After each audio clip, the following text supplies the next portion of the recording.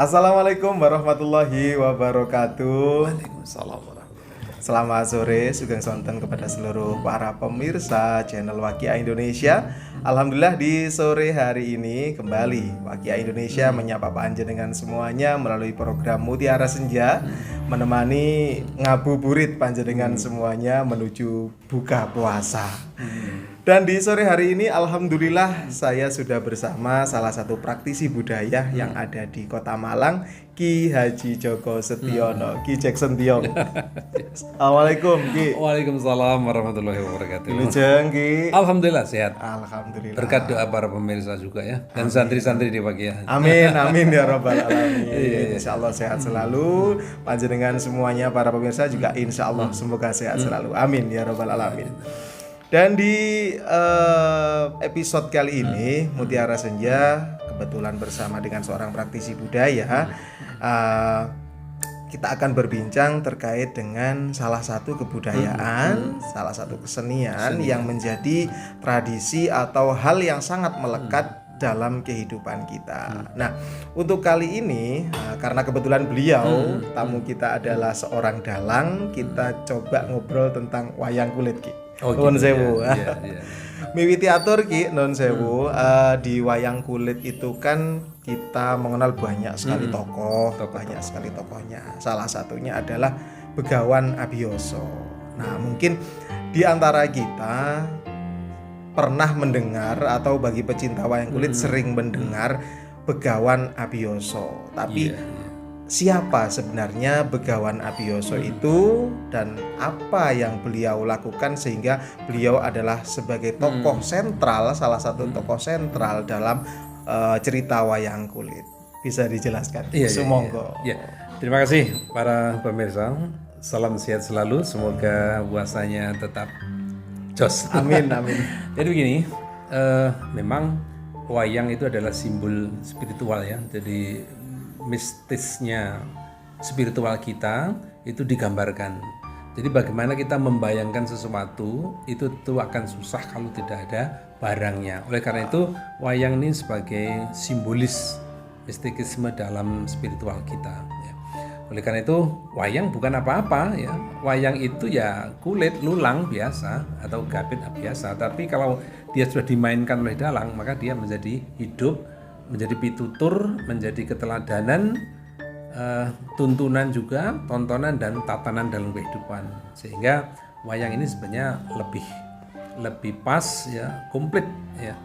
Apalagi seorang dalang ini juga lebih menguasai dari semuanya karena wayang satu kotak harus bisa hafal karakter dan juga suara masing-masing. Dan perlu diingat, saudaraku, bahwa wayang ini tidak ada tokoh yang baik ya. Artinya mungkin ada mengidolakan, saya idolanya Semar, tapi di sana ada kelemahan juga. Saya idolanya Krishna, di sana juga ada kelemahannya. Saya Janaka yang ganteng, tapi berapa istrinya, poligaminya.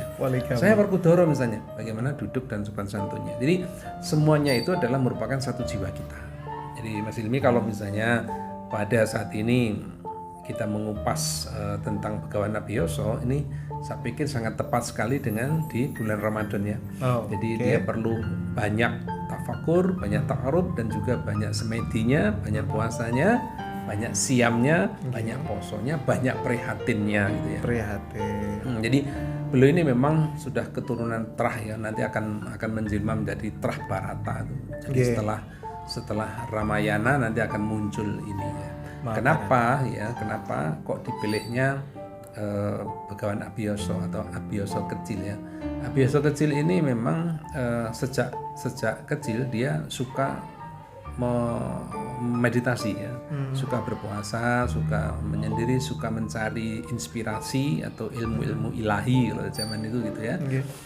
Nah, ini memang keturunan. Kalau diurut ke atas nanti bisa sampai ke Adam, Idris, Nur Cahyo dan sebagainya ya, Nur Cahyo. Jadi nanti itu tersendiri lah. Tapi ini dongeng bagaimana sang pujangga ini sangat luar biasa antara Adam dan Hawa, kemudian Nur Rasa, Nur Cahyo, Idris dan sebagainya. Jadi konon 100 putranya itu ada satu yang tidak kembar ya, Idris itu Nabi Idris. Nabi Idris ya. Nah, jadi nanti kalau ada cerita klasik, bagaimana kok lahirnya Dajjal laknat? Kenapa si setan iblis ini selalu menggoda pada manusia, Adam dan keturunannya, hingga Nabi Muhammad, hingga kita umatnya, hingga ini ya. Ini hanya visualisasi. Jadi ada hierarkinya. Nanti ini kok berubah agama lain, ini berubah tetap Islam, ini tetap Ibrahim, itu nanti sebenarnya jadi satu ya, jadi satu. Tapi sekali lagi ini adalah sastra di mana gubahan ini akan mudah dipahami daripada kita bingung aku lahirnya kapan, aku nazabnya siapa. Ya, itu sastra. Okay. Nah, itu ya. Sehingga dari Sekutrem, Sakri hingga sampai Abiyasa. Nah, Abiyasa ini adalah sebenarnya dia madat ya, tidak ingin nikah. Okay. Terus karena di daerah Barata tadi ada seorang putri mulai dari Gajahhoya sampai Sentanu sampai turun itu tidak punya ahli warisnya, itu meninggal.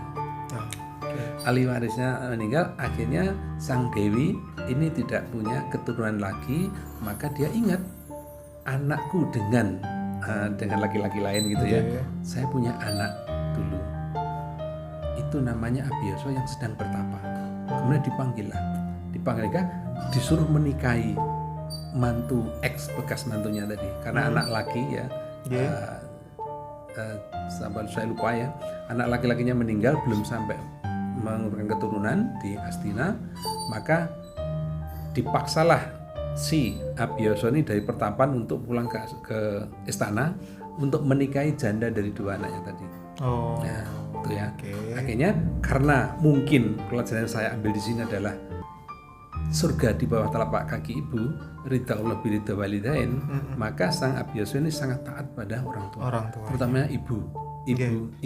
Nah, setelah itu akhirnya dia menikahinya. Begitu menikah, maka dari sang istri kan dua istrinya janda tadi. Dari yang istri itu dia karena Abiyasa ini orangnya berkulit lain ya, kulitnya hitam pekat ya. Mungkin yang putih hanya gigi, yang merahnya bibir. Nah, sang dewi itu takut melihat itu. Jadi ketika dipanggil istrinya dua, kita dipanggil, dia berjalannya jinjit. Tadi kakinya jinjit sambil nengkler gini ya. Akhirnya sabda sang suci ini, sang Abiyasa, bahwa kamu kenapa kok begitu melihat saya? Kamu nanti akan punya anak yang tengkleng dan jinjit. Tengkleng itu gini ya. Miring gitu ya. Sambil ininya ada. Akhirnya lahirlah itu sang Prabu Pandu Dewanata. Kemudian loh kok begitu? Itu kan nggak layak nanti jadi raja kan gitu ya. Akhirnya dipanggillah yang istri kedua. Istri kedua mau masuk kamar, melihat Abiyasa begitu, dia tutup mata. Maka sabda sang suci tadi, kamu nanti akan melahirkan anak putra. Akhirnya lahirlah Destarastra. Yang nanti dia jadi bapaknya Duryudana ya, Kurawa itu ya. Baik Kurawa. Bapak langsung. Bapak. Ya. Nah, kemudian sang dewi, sang ratu tadi masih penasaran.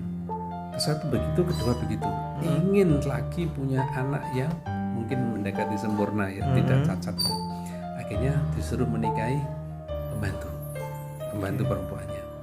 Akhirnya sang pertapa, sang suci ini, sang begawan Abiyasa, dia mau menikahi. Tetapi sang pembantu ini yang tadi yang saya katakan pertama tadi jinjit. Jadi jinjit dua-duanya. Akhirnya kenapa kamu begitu? Kamu nanti akan melahirkan anak pincang. Akhirnya lahirlah anak pincang ya. Pincang sebelah ya. Namanya Yomowidura. Jadi itu bersaudara, satu embrio dari Abiyasa. Jadi Pandu Dewanata, Destarastra dan Yomowidura. Ini Pandu nanti juga sakti. Yang ini juga punya aji-aji tapi kan buta. Nanti akan didampingi oleh istrinya. Kemudian Yomowidura ini seorang yang ahli hukum. Oh, oke. Yudikatif lah, yudikatif. Yudikatif. Nah, ini eksekutif, ini legislatif. Komplit 3 itu. Komplit nggih. Nah, akhirnya karena yang menerima mahkota kan madu. Nggih. Tapi setelah punya anak dan dewasa, sang pertama ini kembali lagi prihatin, topo broto Tapa lagi. di oke. pertapan Ukirota. Dan nanti sang pertapa ini akan mendampingi sampai tidak ada ceritanya ketika menjelang Bharatayuddha. Artinya di tengah-tengah Bharatayuddha semua anak Pandawa minta doa restu pada sang pertapa, dan ini baru perang Bharatayuddha itu. Nah, setelah itu dikisahkan tidak ada dikisahkan. Tetapi kalau napak tilas ini kebetulan di kelurahan saya Oh. ada salah satu tanah yang gunduk gitu ya, yang seperti tanah disokkan gitu dari ember, terus akhirnya begini, ini hutan jati. Nah, disinilah akhirnya orang beranggapan bahwa itulah pertapan Ngukirotau. Desa sebelahnya memang desa Ngukiran gitu ya. Desa Ngukiran ini Di Madiun gitu. ya di Carubannya. Oh, di Ini Caruban. aku yakin ini karena saya apal mulai SD mainnya di situ. Nggih. Jadi naik kira-kira ya 60 meter lah kira-kira naik ke atas. Itu di sana memang ada, nggak tahu siapa yang membuat, tapi orang menganggapnya di situ Begawan Abiyasa, tempatnya Begawan Abiyasa. Nah, itulah polanya di mana? Karena polanya dia seorang suci ya hanya merestui dan memprediksi. Kalau sekarang mungkin Ustadz Kiai dukun barangkali ya. Kalau dukun kan duduk aja sing kondangan. Dukun itu dihadirkan berarti yang menghadirkan punya masalah gitu loh. Jadi dukun. Kalau begitu kan Ustadz pun juga bisa dikatakan dukun ya. Duduk aja masalah. Masalah sing ngundang. Dukun duduk aja sing kondangan. Sing ngundang tadi. Nah, kembali Begawan Abiyasa. Akhirnya Abiyasa ini karena kesaktian menjadikan teladan sampai sekarang para pensiunan, para warakuri, para widratama itu mengambil simbol Begawan Abiyasa itu. Bukan Sengkuni, bukan Bagong ya. Bukan. Begawan Abiyasa. Itu apakah perilaku Begawan Abiyasa itu baik? Satu sisi baik, dia adalah orang yang religius, dia adalah simbol orang yang bertauhid kan gitu ya. Manembahnya kuat sekali. Mungkin juga karena belum ada Islam, tapi apa yang dilakukan kan sudah Islami. Ya, sudah Islami. Bukan kita ngeklaim, tapi itulah ajaran spiritual ketauhidan seperti itu. Nah, tapi apakah tindakan ini baik? Nah, kenapa Abiyasa kok lari ke situ kan gitu ya? Karena memang kebijakan dari Sri Ratu itu sudah sumpah serapah bahwa aku gelem mbok rapi tapi besok anak turunku harus jadi raja. Nah, jadi raja. Karena anak laki tadi tidak mau karena dia madat ya, madat jadi tidak nikah, yang sekarang udah di Begawan Bisma itu, maka diserahkan ke saudara tiri sebenarnya. Saudara tirinya pergi ke ini pertapan. Jadi tadi antara Bisma dan Abiyasa ini sebenarnya sama-sama anak ya, satu embrio tapi lain bapak, ini satu ibu, kemudian yang ini satu ibu satu bapak. Jadi dia memilih madat, ini memilih pertapa, akhirnya jadilah alternatif tadi anaknya tadi. Tapi anaknya meninggal dua-duanya, akhirnya jandanya mau dikasihkan Bisma sudah menjadi orang yang madat. Ya. Kemudian yang tidak madat ya Abiyasa ini. Abiyasa jadinya. Jadi makanya dipaksa walaupun dia seorang suci pertapa, kawinlah. Tapi karena kesaktiannya dan mungkin karena wujudnya seperti itu semuanya rodok dinyek ya, akhirnya dia batin gitu loh. Makanya kalau suami istri, wah iki ya, kalau ngomong sama yang masih single mungkin mudah-mudahan jadi pelajaran ya, bukan jadi jalan gitu. Jadi harus dimulai dengan niat yang suci ya, kemudian minta petunjuk pada Allah bahwa keturunannya itu betul-betul terhindar dari setan ya, dari godaan-godaan yang lain. Nah, contohnya ya biasa ini, ketika dia karena terawangan suci hatinya merasa dinyek seperti itu, dia tidak balas, tidak kecewa, cuma kamu kok begitu, nanti kamu akan punya anak seperti itu logis. Logisnya itu ketika yang ditanam jagung nggak mungkin akan tumbuh beras kan gitu ya, tumbuh jagung ya. Ketika tiga perempuan itu yang satunya mendek-mendek, yang satunya nutup mata, yang satunya jinjit. Akhirnya ya itulah perbuatanmu. Jadi coro amaliyah gitu. Munduh poin pakarti. Kalau kita pakartinya amalan baik, nanti amalannya kan membawa kita ke surga gitu.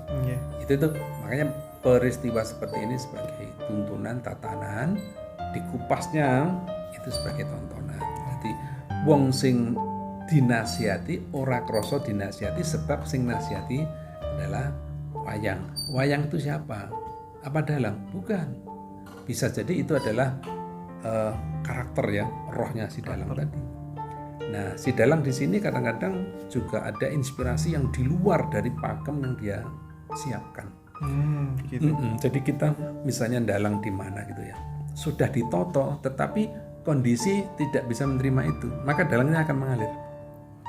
Insya Allah itu dengan petunjuk ilahiyah ya, karena dibutuhkan oleh masyarakat itu atau dibutuhkan oleh kondisi yang seperti itu.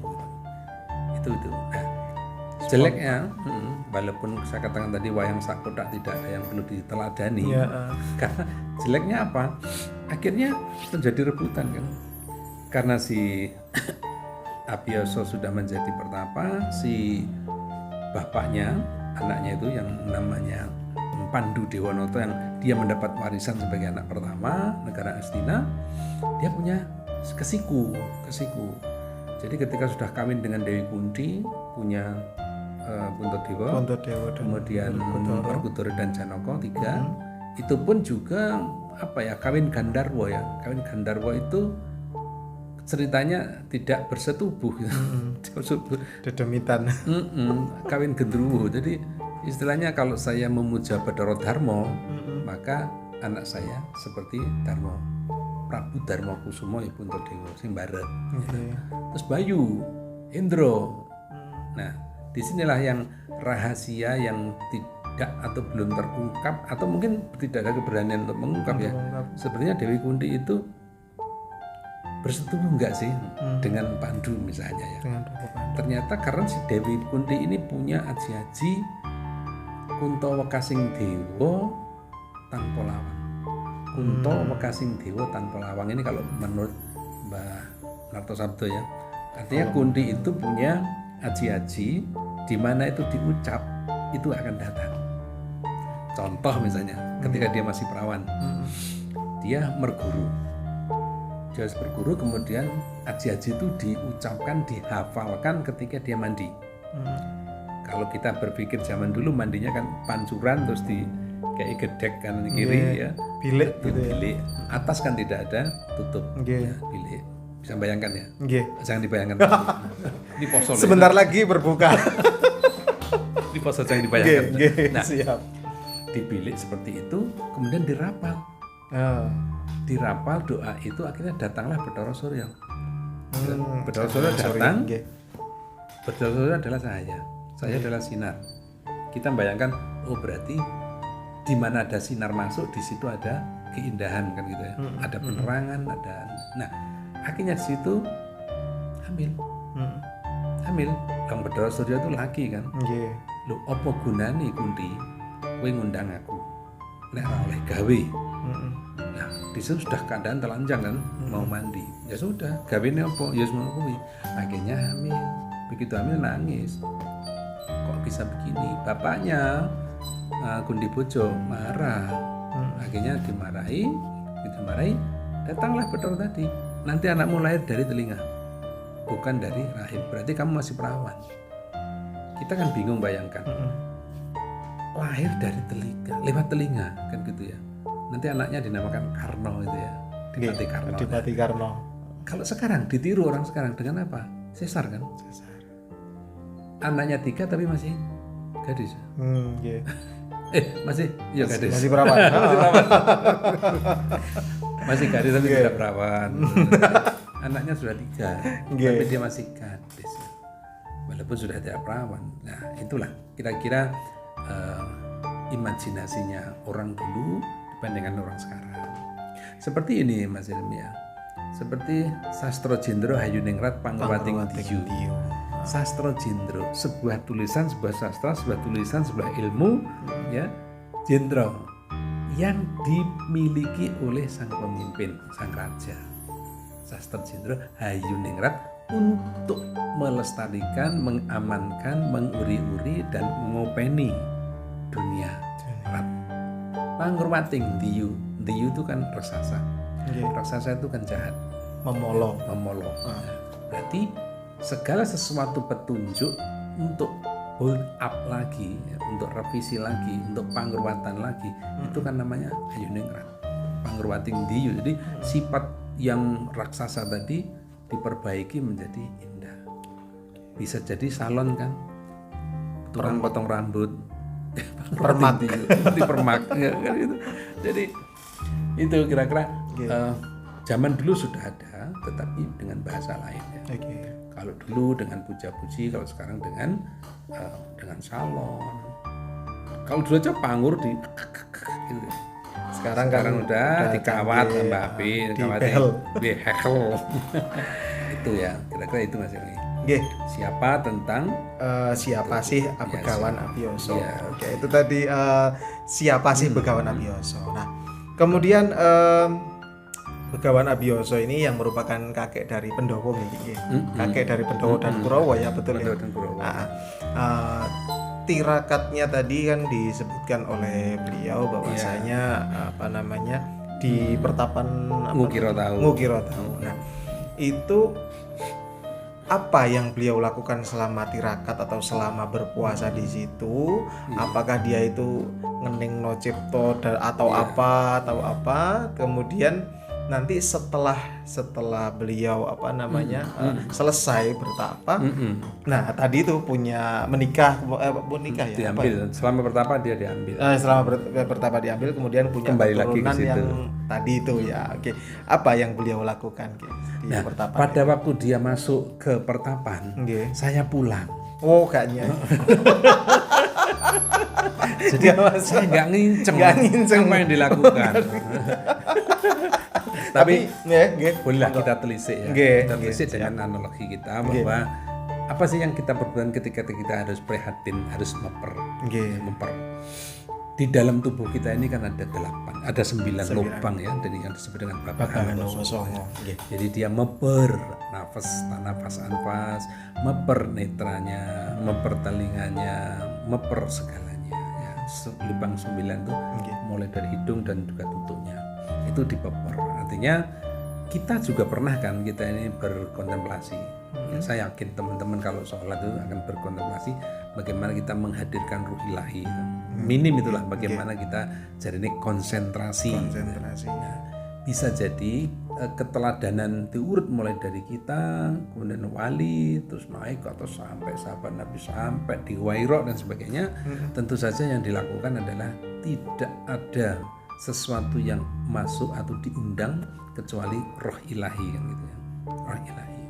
Disitulah terbukanya qalbun mukmin baitullah. Waduh, dulu bener. Qalbun mukmin baitullah. Karena apa? Kita sudah menolak masukan-masukan duniawi. Artinya kita tetap memiliki ingasun dalam Gusti Ilahi. Disitulah akhirnya harus terbuka. Jadi pintu qalbun mukmin itu tadi baitullah itu sudah terbuka, akhirnya dia masuklah kebersamaannya. Apa bisa? Bisa. Begini ya sini. Mudah-mudahan para pemirsa tidak percaya akan cerita saya. Mudah-mudahan tidak percaya ya. Dan ini bukan klinik, bukan syirik, tapi mengalami sendiri. Jadi begini, mungkin singkat saja. Ketika saya keluar dari SMA ya, itu kan bingung cari kerjaan. Menurut petunjuk mbah-mbah saya itu harus ngerowot. Mutih. Jadi hari pertama 70-an, hari kedua 60-an, terus hari terakhir hanya 10-an. Ini pengalaman ya, tidak ada ajaran ya. Tapi kalau memang itu baik, kenapa tidak? Nah, dari situlah saya hari ke-7 itu setelah sholat maghrib wiritan dan sebagainya itu tuntunannya, akhirnya ngelangut. Apa itu? Ngelangut itu seperti di alam padang tanpa matahari, gelap juga bukan karena ketiadaannya matahari. Jadi enak semua kelihatan agak remang sedikit, melayang-layang antara bumi dan langit itu hanya 1 kilan ya, hanya kepala sini. Jadi bumi dan langit itu masih ada, tapi pendek sekali dengan dengan saya atau roh atau dan sebagainya. Terus sampai menemukan salah satu gerbang ya yang bercabang 2. Yang satu isinya orang yang jerit-jerit tersiksa, yang satunya enak dan enak. Waktu itu saya tidak pernah melihat gambar itu. Kalau saya pernah melihat gambar itu, otomatis itu memori yang terungkap lagi. Sama sekali saya tidak pernah melihat itu. Kemudian di sana saya orang yang disiksa, di sana enak-enak sampai ke atas, hidupnya enak. Mau masuk ke situ, saya ditanya sama satpamnya lah kalau sini. Kamu siapa? Saya Joko Setiono. Mau apa? Saya mau masuk ke situ. Oh jangan. Sebentar, saya lihat dulu catatannya. Ternyata tidak ada nama saya. Kamu balik lagi. Jangan menoleh ke sini sebelum gapura itu. Dasar anak muda, sebelum gapura saya noleh. Ternyata di sana ada gajah, kelabang, kodok, harimau. Gajah tidak ada. Harimau, kelabang, kodok. Itu ngejar saya. Terus dikejar terus sampai saya lelah. Sampai hampir-hampir kepegang. Nah, dari situ saya menginjak peceren ya. Menginjak peceren di rumah orang tua saya. Ceprok, kena peceren, ternyata langsung biar sadar. Ternyata saya sudah di Wong Desa kan, di Jogan ya. Jogan itu lemah itu ya. Lemah dikayak tikar, kemudian di ujur ngalor. Ujur ngalor mati gitu loh. Dianggap sudah mati. Di situ saya dipitek-pitek, ditarik sini, tarik dibengok-bengok. Ternyata siapa pertama kali yang datang, yang mendengarkan celuan saya itu ternyata ibu. Ibu, ada apa Le? Ibu, saya dikejar-kejar Pandosa sama tentara 4. Yang awal 1 bawa payung seperti mayit itu ya, saya dikejar terus. Karena setelah saya mohon maaf Ibu atas segala kesalahan saya. Tidak mau, karena orang desa kalau minta maaf terus mati ya, dikira meninggal gitu. Mau minta maaf dikasih maaf atau les. Saya nggak dikasih maaf. Begitu nggak dikasih maaf semakin deras ini mau ngejar saya. Akhirnya namanya orang desa ya, kita belum banyak mengenal agama syariat yang betul-betul syariat murni dan tidak itu sholat itu aja. Saya diusap dengan ujung jariknya itu, diusap. Tak tahu biar ya wis tak sepiro keluputan diusap. Akhirnya biar menteng sampai 2 piring nasi sama tempe goreng tok, 2 piring. Nah ini, tapi di sana banyak yang tidak perlu saya ceritakan ya. Jadi wayang ini wahana maksudnya. Karena wayang ini wahana, maka adalah bagian dari alam tropis ini. Seperti pakaian kimono itu sudah menjadi wahana orang kutub. Panganane iki sudah menjadi wahananya. Kita orang tropis dengan kondisi seperti ini, klubnya ya ini. Berpakaian tidak padang pasir atau padang pasir bisa, tropis juga bisa pakaian kita. Nah ini itu kira-kira ya embrio dari Abiyasa tadi. Oke, Abiyasa luar biasa sekali.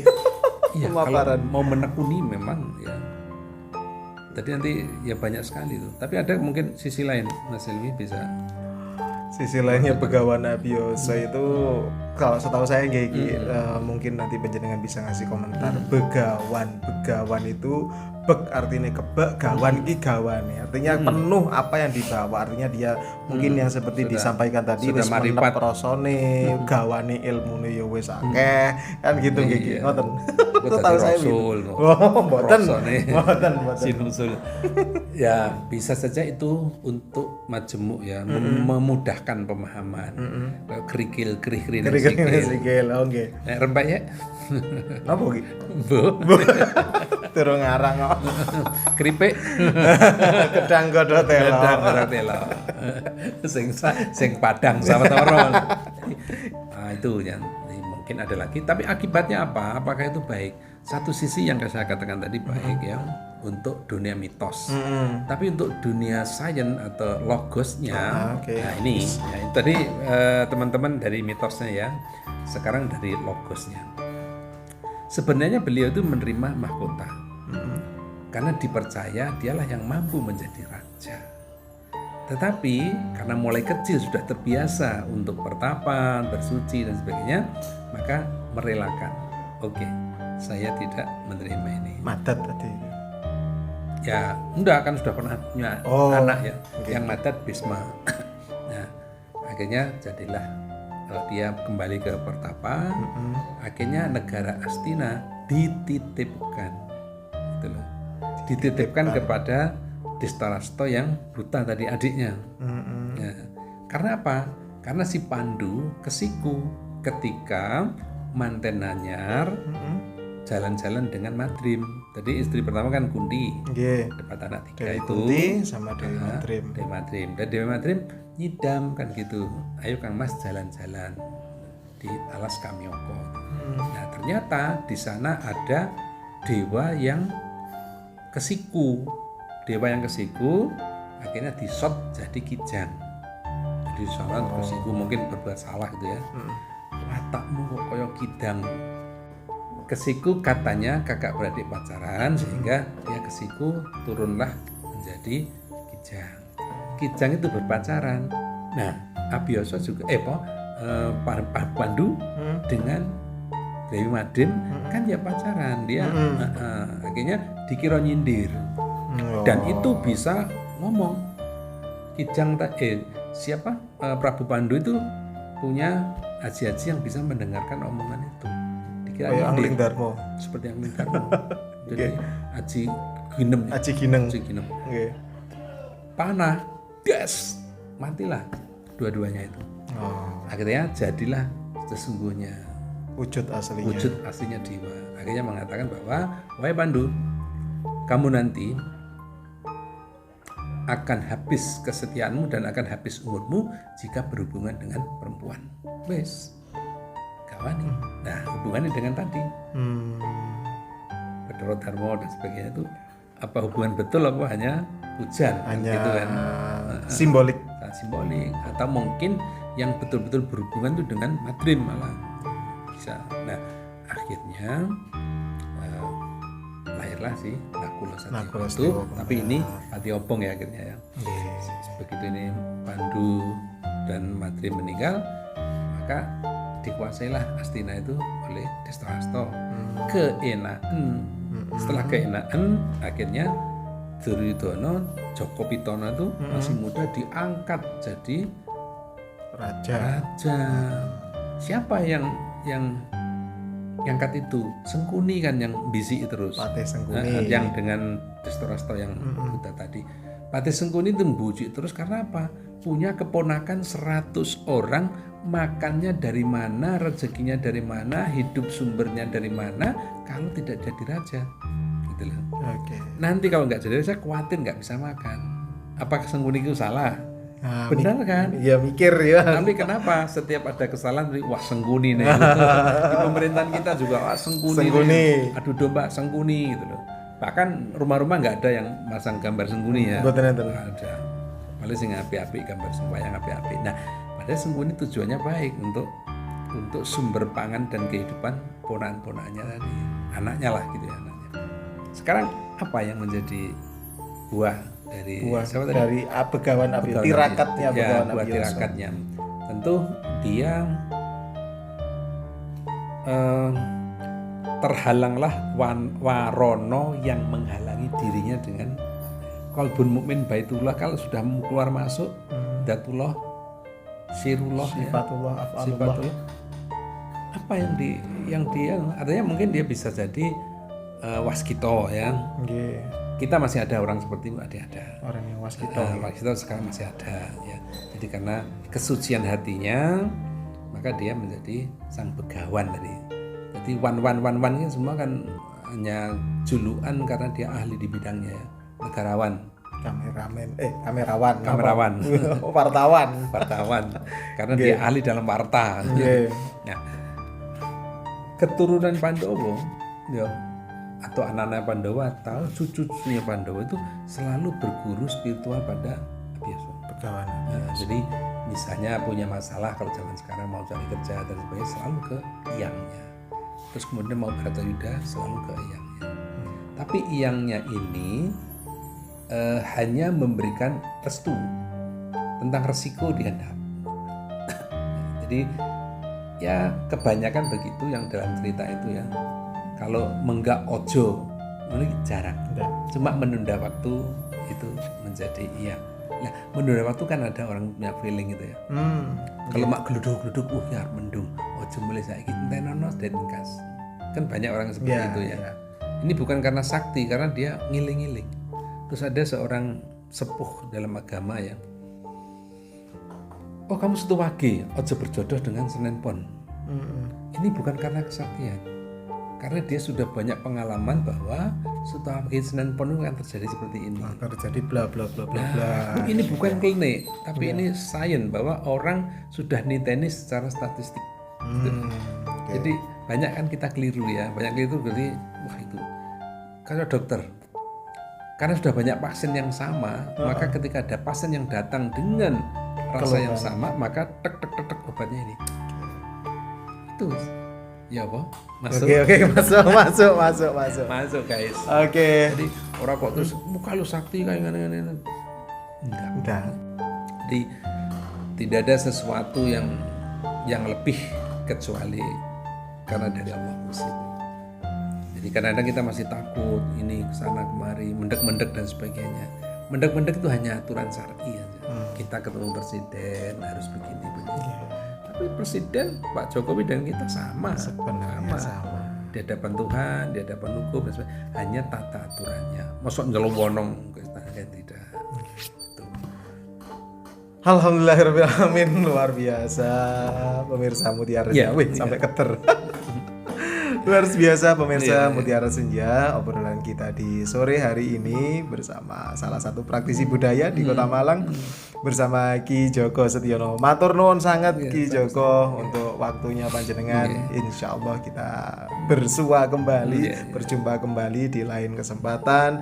Segenap keluarga besar Waqiah Indonesia mengucapkan selamat berbuka puasa. Monggo Ki wedangi menika dibunjuki teng wingking. Drum beduk. Sebentar lagi. Diduduk dewe. Selamat sore, selamat berbuka puasa. Assalamualaikum warahmatullahi wabarakatuh.